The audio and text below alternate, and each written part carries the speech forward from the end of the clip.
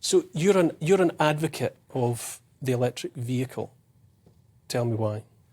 Well, I've been driving them for the last 12 years every day, and they are the default transport in the Wilson household. And you know, I'd take the kids to school, and the mums at the gate would point and laugh.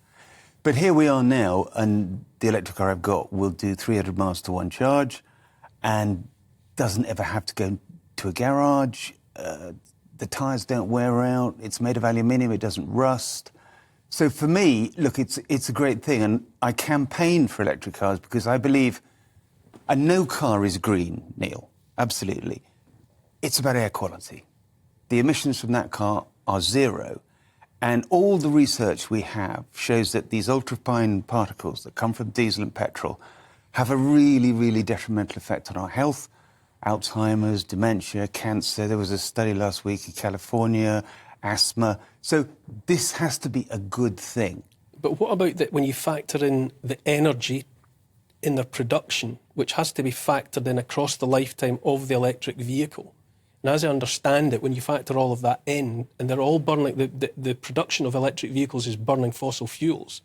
It's about 3/4 is what the electric car uses up compared to the 100%, the 4/4 that an internal combustion car produces across its lifetime, if you factor in how much energy goes into its production. So, OK, when the car's running, it's been made and it's running on the road, it's not generating the pollution, but that pollution is already there as a product of its making. But you pollute when you make a combustion car, and then the oil that you take out the ground, and then you refine, and then you transport Do you believe ships in with bunker diesel? To get to where I really want to be, do you believe that the plan is genuinely for 30 million petrol cars, diesel cars to be replaced with the same number of electric vehicles? Because I think it's about having fewer cars. It is about having fewer cars. A lot fewer. But the cars that we have, and absolutely, we need fewer cars, but the cars that we have must be as clean as possible in terms of emissions. And that's what electric cars are all about. They're also, Neil, a gateway to a transition from fossil fuels to renewable, hydro, wind, solar, all these important nuclear. You can't make electric vehicles with renewable energy because there's not enough energy in it.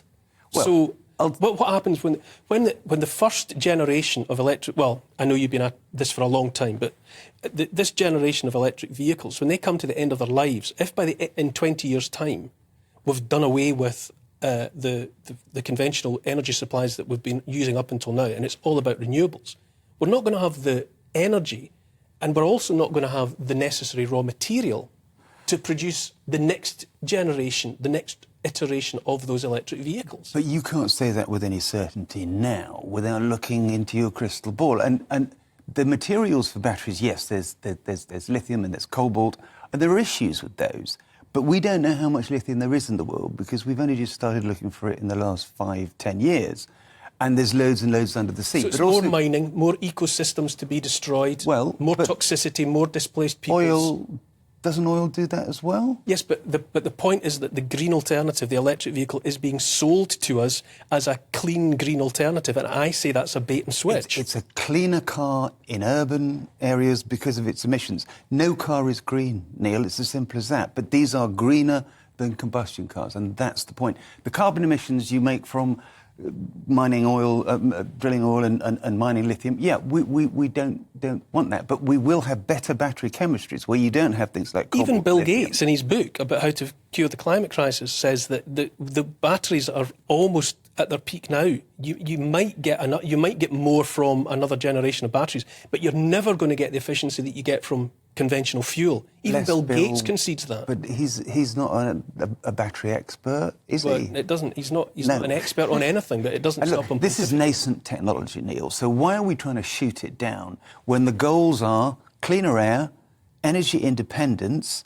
and cheaper energy for all? Where are you going to get the infrastructure? Where are you going to get the infrastructure from for all of these electric vehicles? What's going to power them? We're going to have to build it, and it's going to have to be a mixture of nuclear, hydro, wind, solar, and there will be gas involved there, but it will be creating less pollution than we have at the moment. So, look, if the goal of cleaning up our atmosphere and not being reliant on fossil fuels and hydrocarbons and buying them for ever increasingly high prices, that's a laudable social goal, isn't it?